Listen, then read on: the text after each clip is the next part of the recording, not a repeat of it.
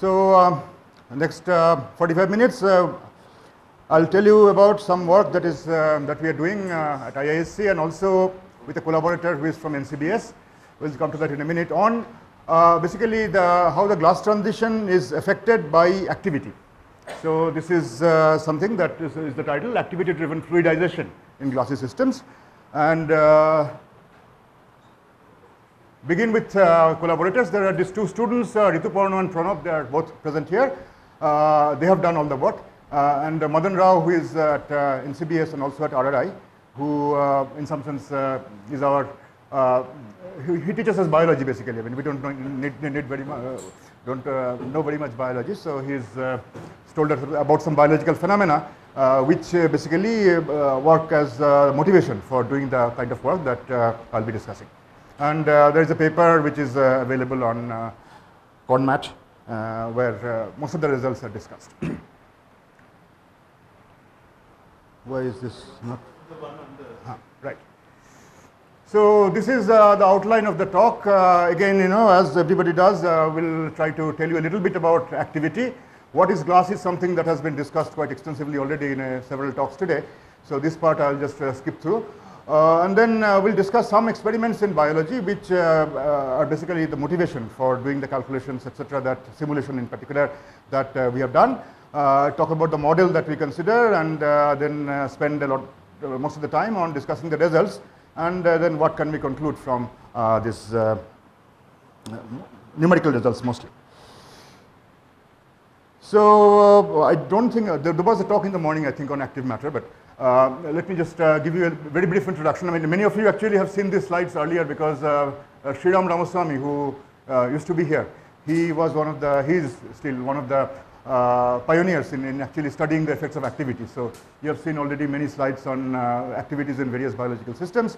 The basic idea is that here we are looking at what is called self-propelled objects or active objects, which can convert either energy stored in itself or its energy available in the medium into motion.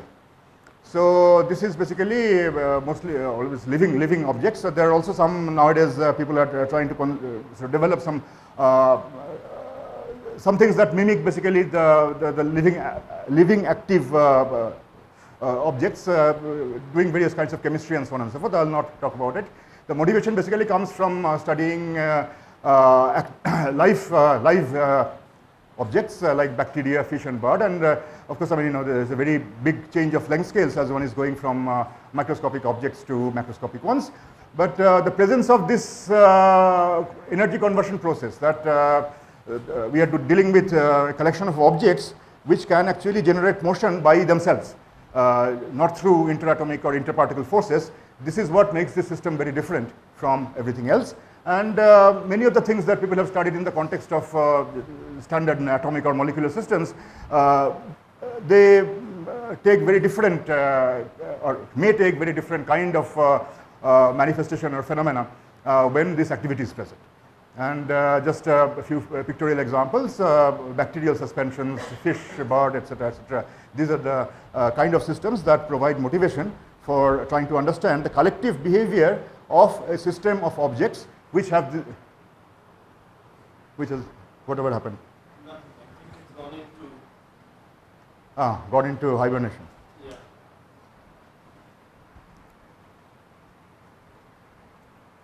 Right.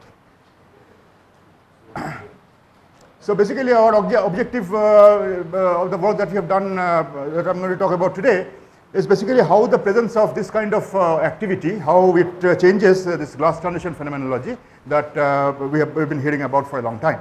And there are many reasons to believe that this presence of activity will have important changes, and there are many, for example, I mean, one thing that people have looked at, these are of course definitely away from equilibrium because energy is being pumped into the system, and there are many things that people know about two-dimensional sort of standard systems which don't seem to be valid in the presence of activity. In particular, I mean, this is one example where you can have actually phase transitions in a system with continuous symmetry even in 2 dimensions in the presence of activity and so on and so forth. Anyway, so our basic motivation is to try to understand how this supercooled liquid going into glasses, etc., this phenomenology how that is modified when you have this activity in the system.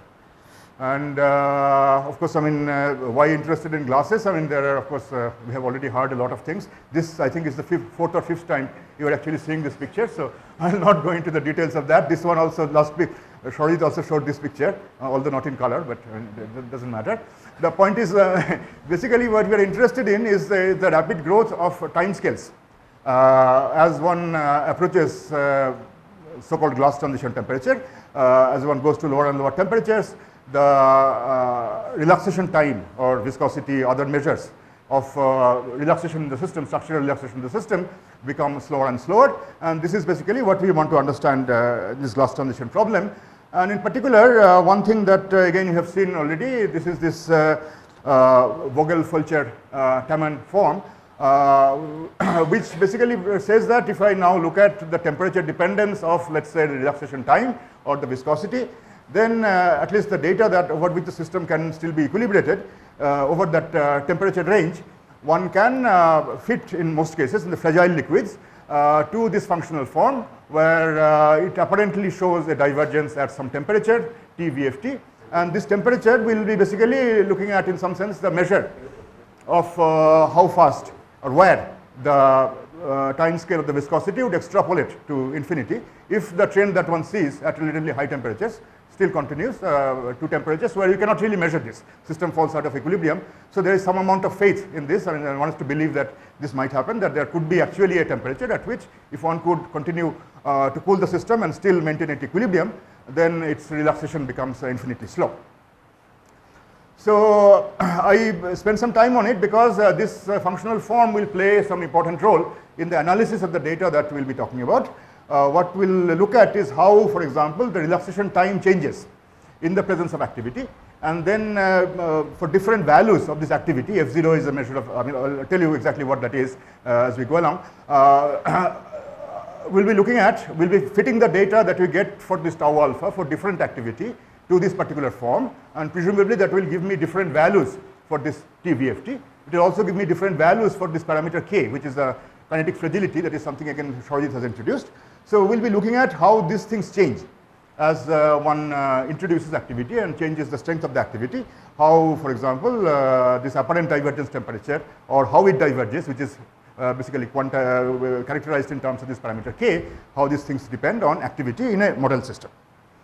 And the reason, of course, as I said, there are some biological experiments which do seem to show a strong effect of activity on the glassy behavior. In the sense that these are experiments that actually this came out in Cell. Basically what we are looking at here is the dynamics of some kind of a tracer particle in bacterial cytoplasm. Cytoplasm, if I understand it correctly, is the fluid medium that is there inside the cell, and one is looking at basically how externally induced tracer particle, how that diffuses in that liquid-like medium. And they can do calculations where activity is present, that's the normal circumstances. They can also do modifications either by starving the cell from carbohydrate so that metabolic activity doesn't take place, or they put in some chemical there which basically quenches the activity. So there are two types of measurements. One is in the presence of activity, this is the normal measurement, and the other is under situations where this activity has been suppressed externally. And one is looking at mean square displacement. And you can see that when activity is present, the mean square displacement is much larger. It does seem to saturate here at long times, but I mean this data is probably not very reliable. But the difference here is that as one basically quenches this activity, then the diffusion becomes essentially zero or very low. So the system has gone, this is typical of glasses when particles don't diffuse.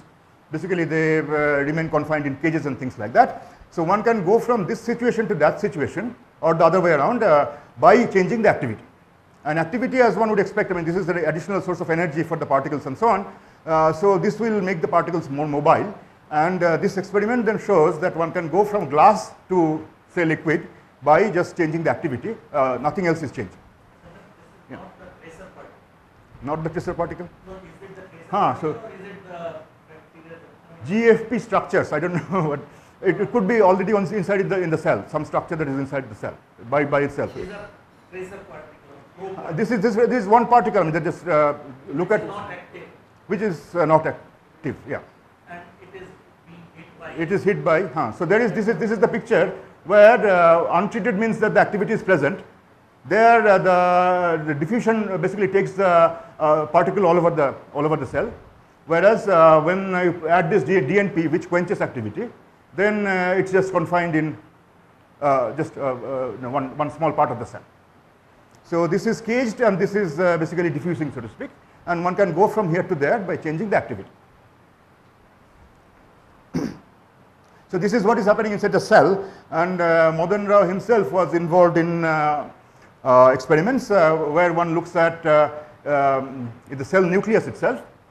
And there again, a similar thing happens, that one can go from this situation where the motion of the object that one is looking at is confined in a very small region to this cage jumps.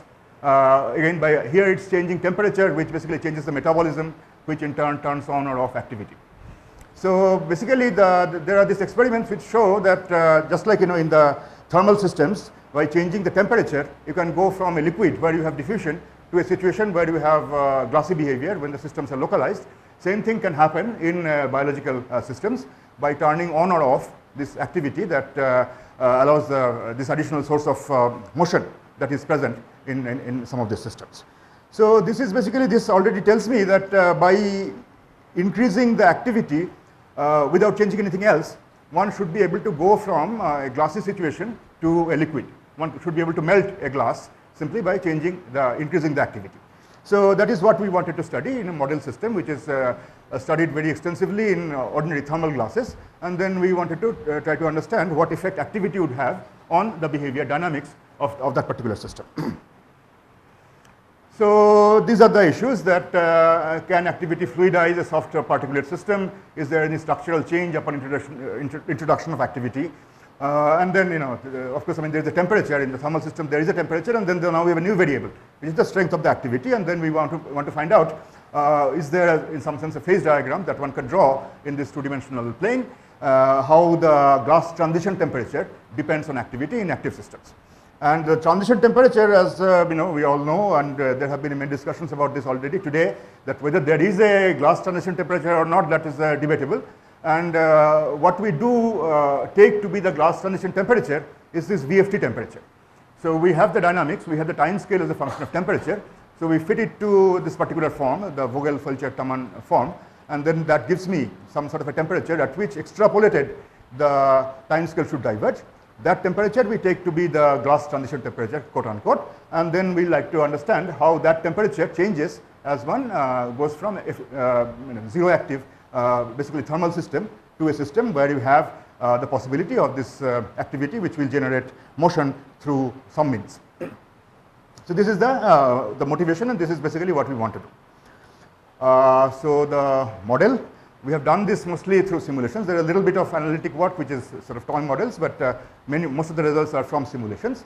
And the simulation is a very well-known model that has been studied quite extensively in the context of thermal glass transition. This is this binary Lennard-Jones mixture which was developed by Coburn Anderson many years ago, 80-20 Lennard-Jones mixture. And there are these parameters which are quite standard. This model, again, one of the models that Shorajit talked about actually is this Coburn Anderson model, which where people have studied the dynamics of the supercooled regime quite extensively. We take a particular some value of the density. System is not very large, but I think 1000 is quite okay as far as the kind of qualitative results that we are going to talk about. And this is of course studied through the Newtonian dynamics, molecular dynamics methods with periodic boundary conditions. So this is the basic system. This is the particle system. And this system has been studied quite extensively in earlier studies when people look at basically glassy behavior in the supercooled regime. Now what we want to do is we want to, again in the model way, put in this possibility of activity in this model and then try to see how the behavior is going to change when we introduce activity and then hike up the strength of this activity. So how do we introduce activity? That is the important thing, and there are many different ways in doing that. People are actually already starting to look at this kind of systems with activity in many different contexts. Also in the context of glassy physics also, there have been a few studies which I'll come to later on when we compare our results with existing results. So our model is like this, that there are this 80-20 mixture, two different kinds of Lennard-Jones particles. So this green particles are the bigger particles and the red ones are the smaller ones. And there are 80% of these green particles and 20% of these red particles. And again, for no particular reason, just one has to have a model. So in our model, we basically assume that a certain fraction of these red particles are actually active. And what do we mean by active? In that, in addition to, of course, each particle, of course, is feeling the forces coming from all the other particles that are there in the system. This is the Lennard-Jones potential that will give you the forces and so on. In addition to that, we say that some of these particles, a certain fraction of these red particles are self-propelled, in the sense that there is also an additional external force which are acting on these particles. And this is the self-propelled or active force, which of course comes from some internal biological mechanism or some mechanism in which the system basically picks up some energy source in the environment and converts that into motion and so on. Yeah. So when you have just a bunch of particles that are active, can you think of this as the reverse of Smallways problem, in which there are a bunch of pinning centers that suppress the So these are, Yeah. so in which case, logically change again, or We'll see. Heterogeneity will change. So the prediction should be that they are more breakup. well, we'll see. We'll take a vote on that, whether they will make it more fragile or less fragile.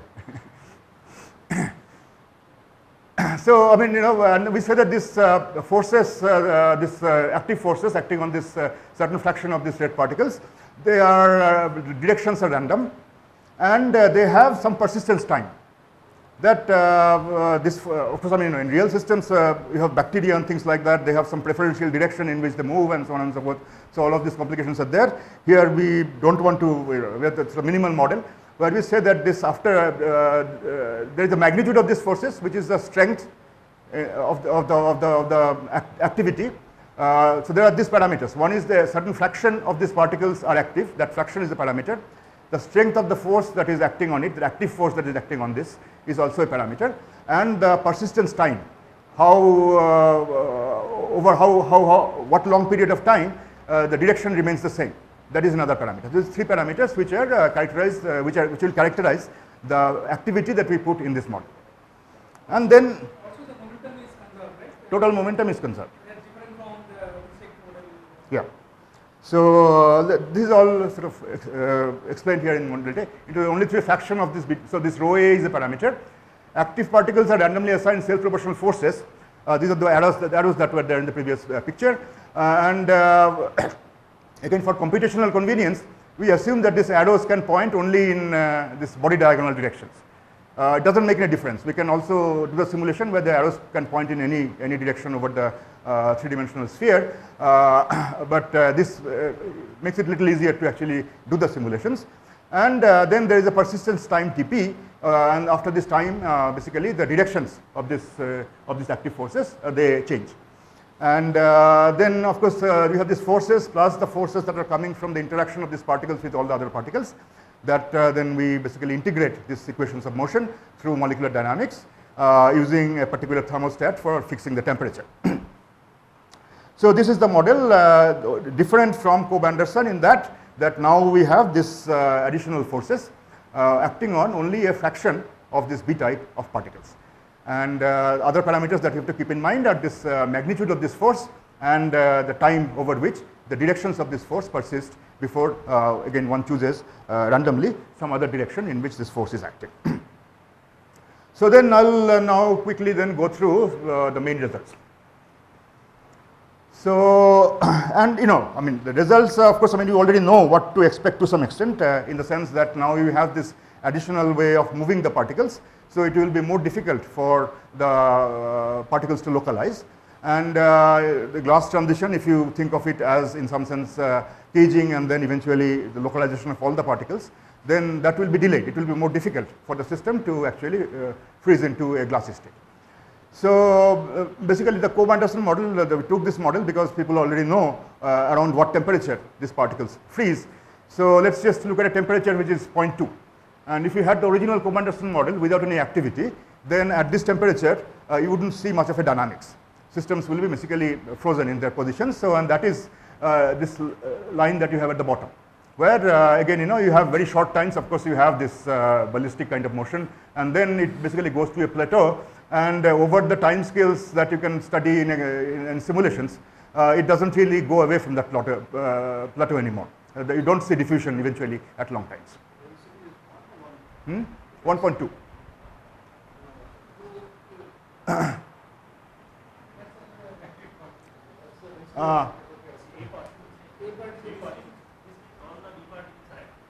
All the B particles are active. So rho A is not the fraction of A particles. It is the fraction of B particles which are active. So this A is not the capital A. It is the small a which is active. So this is it is that rho A. So the passive system, the thermal system, is basically you can say that it's already in a glass over at least the time scales that you can simulate in your experiments. Then you turn up this activity parameter. So this 1.2, etc., etc. As you can see, the length of time over which the system actually is in the plateau, that decreases as one goes to higher values of the activity.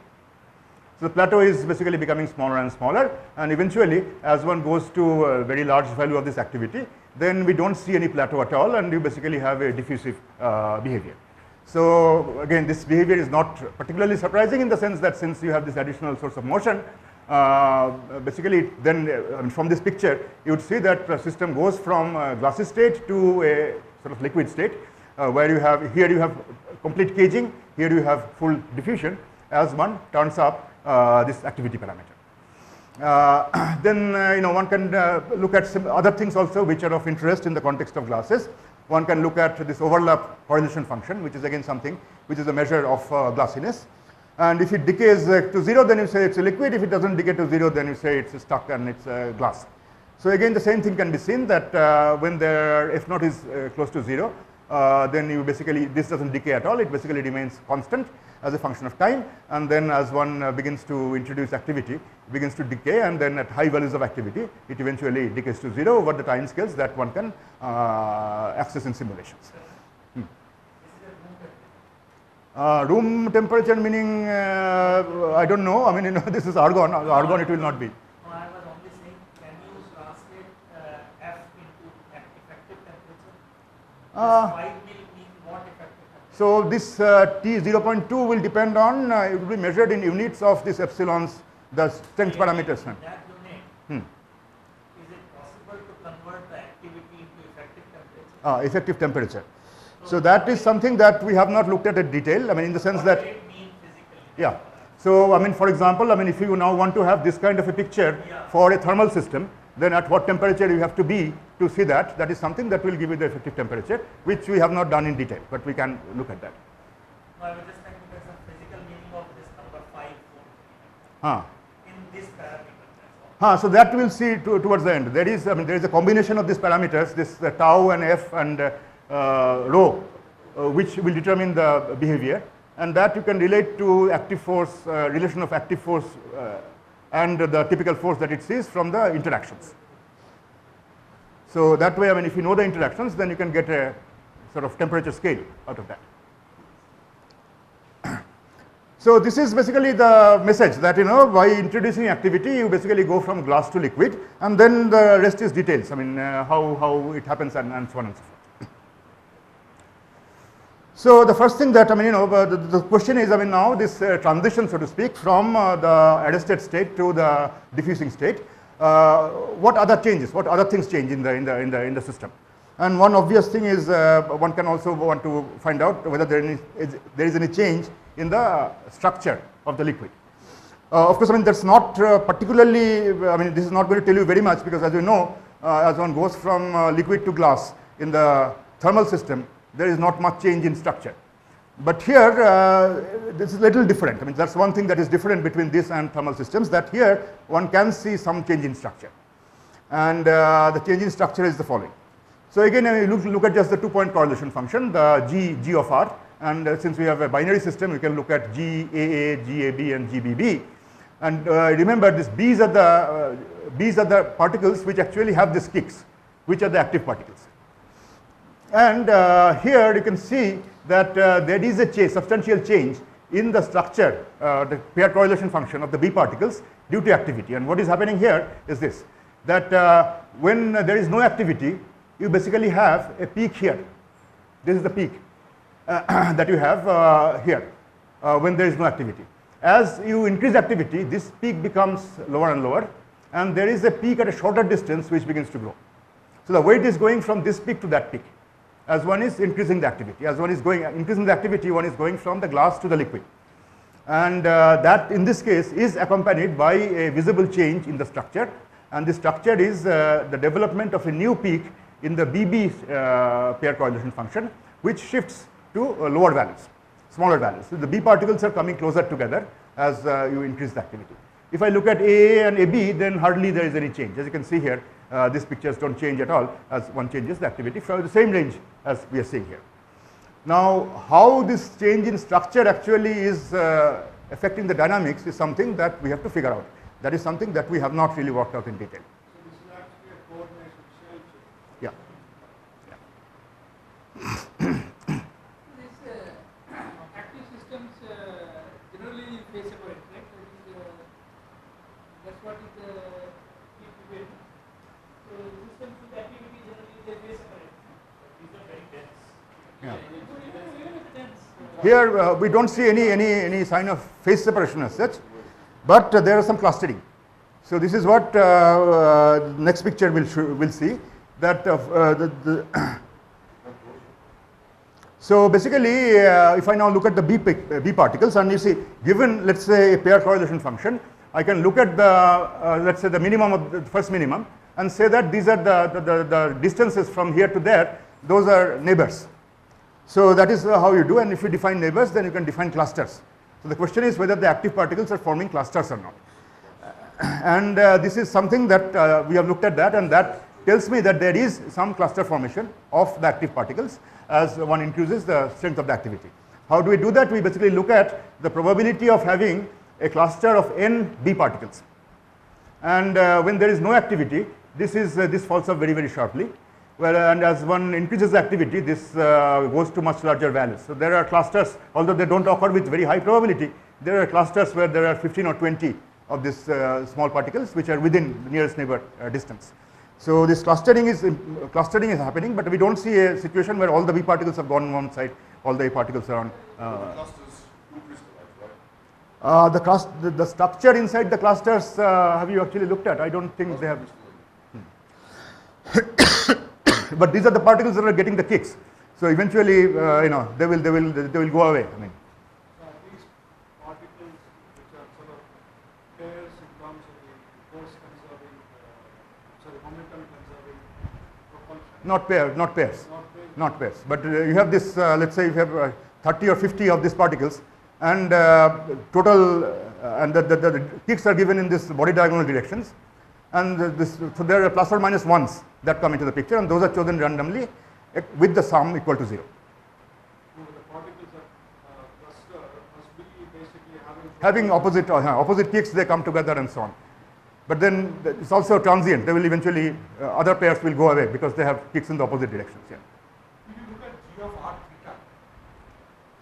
G of R theta. Yeah, the hexagonal. So I mean this It will increase. Q4s and Q6s and things like that. Yeah. There So- are some studies where it shows that they actually form a nice circular region, in 2D at least, where there will be. And within this, the clusters, you see the cluster structure in 2 dimensions will be some triangular hexagonal structure. So we can look at that. That's not it. But you see that, you know, it's very rare. So 10 to the minus 6 is the probability to get a 15. So I mean, you know, with the 15 particle cluster, it's difficult to see whether it's actually has a crystalline structure or whatever. So this is number of stable clusters over some time. No, instantaneous. Oh, so if they break, if they are still counting. So take a snapshot, Oh, this is a snapshot at given time. given time. Yeah. But if you wait longer, is it getting more? I'm saying if you have No. This is all in the steady state. Steady state, but if you look at a picture, this picture will dissolve. Steady state. I'm What sorry. do you mean by steady state? It is evolving. It is evolving, sure. Slowly. Statistically steady state, that if you take any snapshot, then you will see something like this. But the identity of one snapshot, the clusters that you have, particles that you have in one cluster, need not be the same as the identity of the same. As a function of the aging time. No, it's not aging. That's what I'm saying. So it's not aging. It is with this additional dynamics. It is in the steady state, which is statistically the same time translation invariant.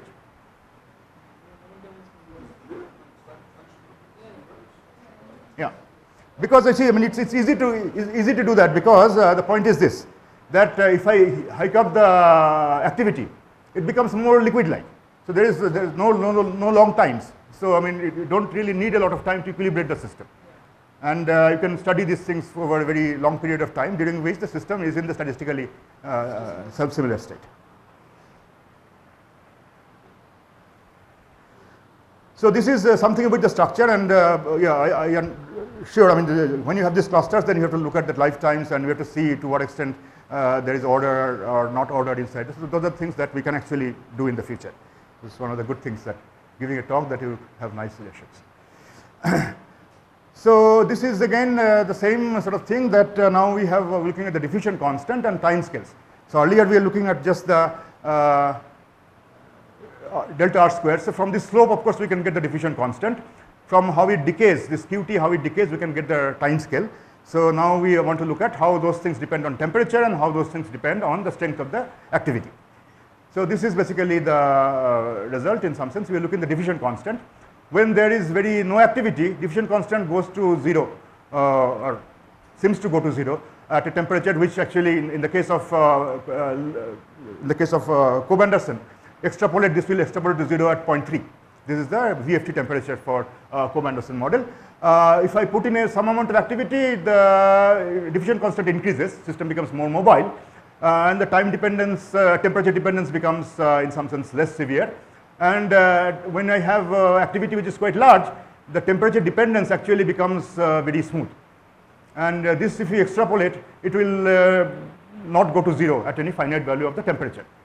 So there is a difference between the behavior that we see here and the behavior that we see there. Here the VFT temperature would be finite, here the VFT temperature would go to 0. Same thing will go for the time scales. Again, the time scales we can fit to the VFT form and get this TVFT, and then plot that as a function of this F0 to see under what conditions you actually can have structural arrest in this system of active particles. So this is the yeah, so this is the phase diagram. So this is the phase diagram. Again, it's extrapolated phase diagram. This green circles are basically the VFT temperatures that we get by fitting either the diffusion constant or the relaxation time as a function of temperature, and extrapolating to find out where the time becomes infinity or the diffusion constant goes to 0. And you can see that this 0.3, as I said, is when there is no activity, then VFT temperature is 0.3 in the reduced units, and that decreases. The system becomes more mobile. It becomes more difficult for the system to freeze as one increases activity. And at least according to this calculation, this goes to 0 at a finite value, which is not very large, about 1.8 or something like that. That if the activity is more than this, then according to this calculation, it is not possible to freeze the system, and the dynamics is such that it equilibrates at any temperature. So does it still mean that you would have Arrhenius-like divergence, or you have finite relaxation times? Arrhenius-like divergence doesn't seem to be there, in the sense that if you look at this picture, if you extrapolate this will intersect at some value of d, which is finite. And the point is, you see the peaks that we are giving the system, that doesn't have any temperature dependence. So even when the kinetic energy is in some sense would the system didn't have these peaks, but now we are giving these peaks, so somehow it remains mobile even when there is when it should freeze according to standard canonical ensemble. But there is a discretion in the system. There is a thermostat. There is a thermostat, yeah. So it is not obvious that it will remain mobile even at so 0 temperature. Doing thermostat actually is is a bit of a problem. So we actually didn't do it, but if you look at maybe what can we say, that we are doing extrapolation, right? So you can say that this will now become like that. But that you cannot go to too low temperatures when you are doing thermostatic.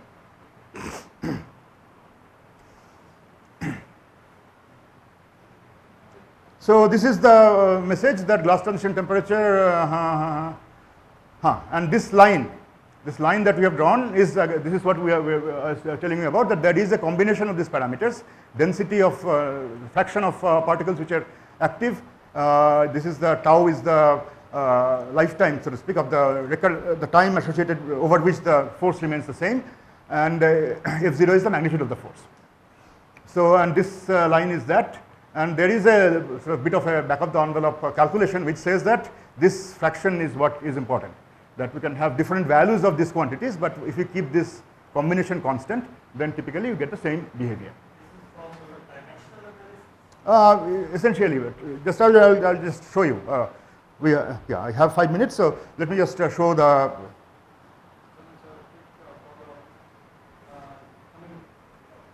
From what you said about going to zero temperature, it's not clear to me if you have the same dissipation rate at different temperatures or not. It sounds like you won't, right? The energy dissipation will. Yeah, so that is the thermostat. I mean, the rate at which you actually take energy away from the system. Yeah. So how this will depend on the thermostat is something that remains to be seen. 3D. 2D we have not done, but yeah, I think this is fairly, I mean, we really don't have to do a simulation to see that this will happen, in the sense that if you're giving this kicks which are totally athermal, then that will reduce the glass transition temperature. Whether it go to 0 or whether it will go to 0, that depends on the details. But the general form of the phase diagram will not change. So what is there? So this is now fragility. So tell me which one is active and which one is not active. So that is easy, because this one is, we know that Kobe-Anderson is fragile. So this has a lot of curvature. That is fragile liquid, and as one goes to more active situations, then it becomes more like RNAs. But it's the same reason. It goes the other. Because you don't need to increase the length of the individual, because these guys follow individually. So the mechanism of fragility is also more. So pinning and activity seem to have the same effect on fragility. So then, how do we understand this? Just 2 minutes on a very simple calculation. So there are two kinds of particles, which one kind of particle are the passive particles. We model them basically by Langevin equation in a cage. So V is the cage potential that is produced by all the neighbors, and then there is of course friction term, and then there is a thermal noise. So this is thermal, in the sense that the statistics of this noise gives you the temperature. The B particles, which are active, they also have this thermal noise, but in addition to that, the effect of activity we model by another noise term, which is athermal. Doesn't have anything to do with temperature. F naught is the strength of the activity, and the psi is a random variable with a memory time, which is this persistence time. So all these parameters are being put in here: the strength of activity, the time, and then a certain fraction of the B particles will basically see this kind of a dynamics as opposed to this. So then this is, of course, one can solve very simply, and one can get the Lindemann parameter, and we are saying that it's sort of like melting. When the Lindemann parameter becomes a certain value, then the glass will melt. So then we just look at this quantity and put that equal to a constant to say this is the phase boundary, and this is the coefficient that appears there, the density of the fraction of the particles, force, and the persistence time. And one can write this also as a ratio of this force divided by this Ka. Ka is basically the spring constant, of the cage. So this Ka is basically a measure of the force that it sees from the particles, and this other is the active force. and it is the ratio of these two which basically determines this parameter, which in turn determines what the phase boundary is going to be. So of course, I mean, this has been much better work has been done. There is a paper by Kurchan and Berthier, where they actually write down appropriate Langevin equation, do mode coupling theory on that, and then a lot of results are available. But this, for our particular model, this gives you rationalization of some of the things that we see in the simulations. And this is the, in some sense, a demonstration that this works, in the sense that now I can change these things individually, keeping this thing constant, and then if this is correct, then the dynamics should be unchanged, and that is what it shows here. We are not changing these things by factors of 10 or something like that. Within factor of 2, I change this density, then force, and this, and but keeping this combination constant.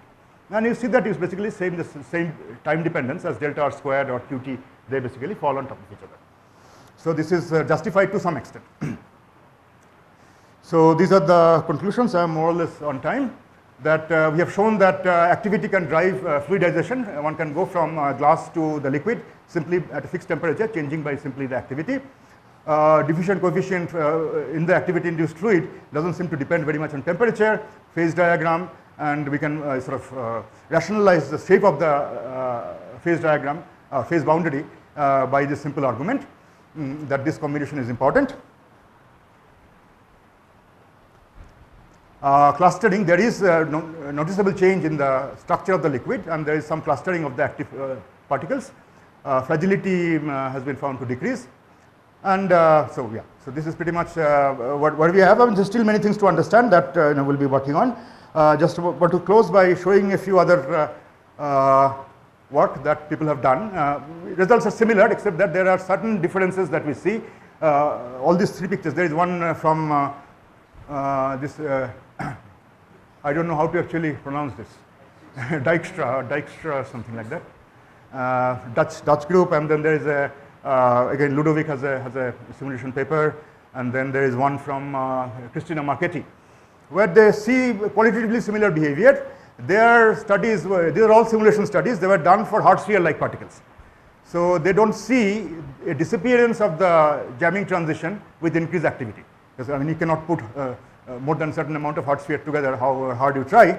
So that is one thing. And then the fragility change that we see is opposite to what they see, some of these people see. Then there are some other details which seem to be quite different between what Ludovic found and what we find. So it seems that the way we incorporate this, this activity, the details of that does seem to play some effect. And one would like to understand better how those details actually are manifested in the kind of behavior that we are seeing. So I guess stop here. Thanks a lot.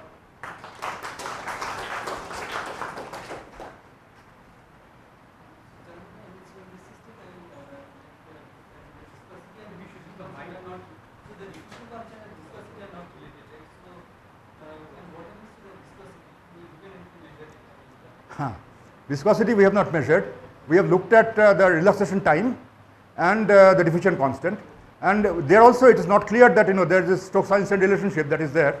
If we say now that time scale is closely related to the viscosity, tau is eta by t or something like that, then we can check whether to what extent the Stokes-Einstein relationship between these two are satisfied or not. That is an interesting thing to look at. Did you do that? Huh.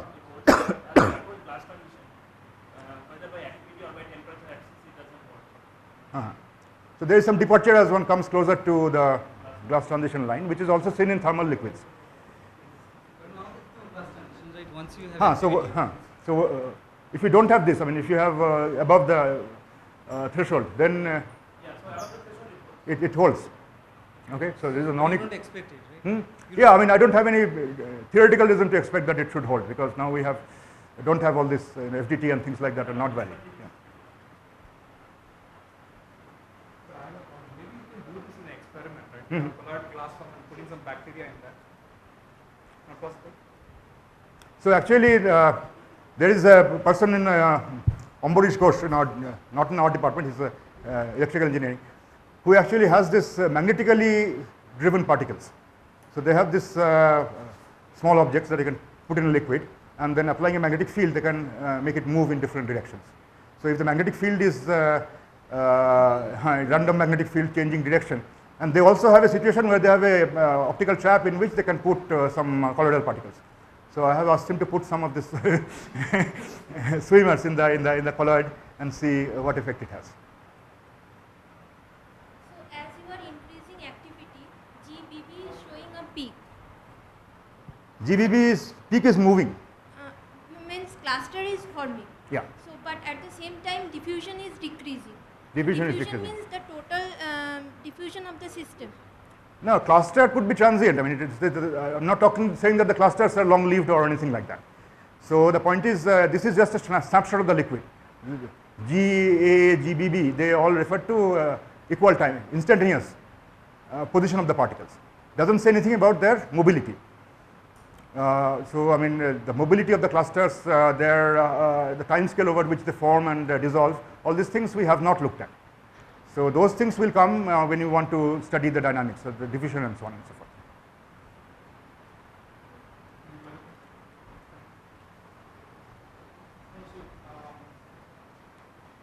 I mean, thinking about doing something like this in a dense liquid, before doing some of these effects we can expect, right? Some others maybe not. But broadly, which effects? I mean, well, the fact that the dynamics will speed up. Yeah. So those are, yeah. And from the kind of work in other contexts, like what Sarojit was mentioning, that there will be some kind of clustering. You could probably expect. Yeah. Fragility, I'm not sure what I will talk about, but you can also see what I expect. So, I mean, in terms of, but, I mean, with active dynamics, it looks like finding anything interesting depends to a large extent on interesting hydrodynamics being the problem. Yeah. Which for glass formers typically, I mean, dense glass formers typically this is not the case. Yeah.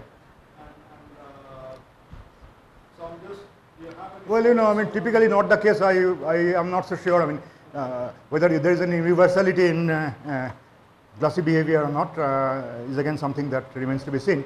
But here things seem to depend more strongly on the actual model, the way that we are putting in this. So the question I want to ask is, based on this study now, what is a model or a context in which you look where you could see dramatic effects as a result of that?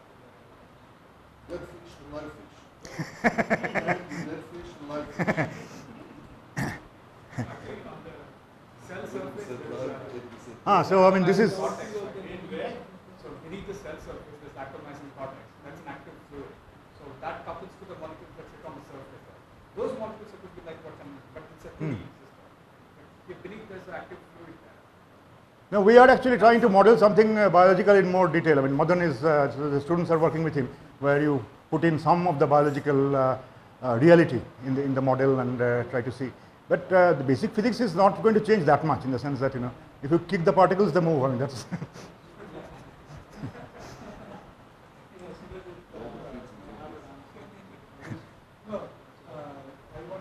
So this thing, this configuration and entropy.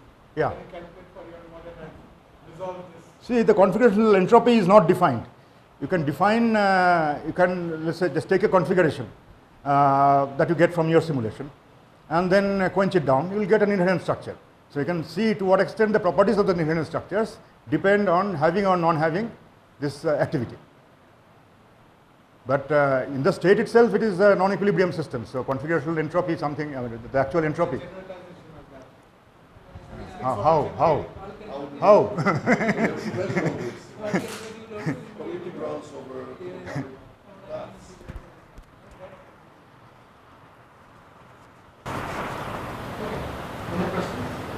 Let's thank Okay, thanks a lot.